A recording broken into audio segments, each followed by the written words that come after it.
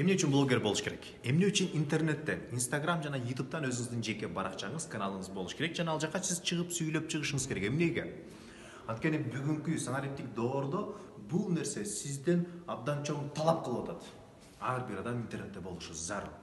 Өзгөчө акыркы тенденцияларды карап көрүңүз. Мисалы үчүн Садыр Жапаров президент болду, Анын президент болушуна ушул социалдык торлор, өзгөчө анын ичинде Instagram жана YouTube'дун салымы өтө зор. Ал жактагы ал киши тууралуу, анын инициативалары, демилелери тууралуу чыккан байма-бай жаңылыктар, маалыматтар, кабарлар элдин бардыгынын пикирин ошол кишиге буруп салды.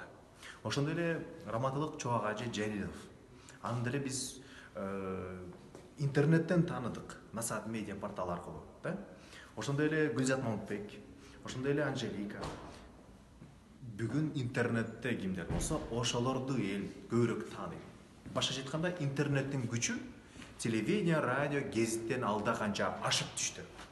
Ошондуктан, эгерде аброй күтөм десеңиз, жеке кадыр баркка ээ болом десеңиз, акча табам десеңиз, эгер даават кылам десеңиз, жөн эле жашооңузду кызыктуу жашап өтөм десеңиз, анда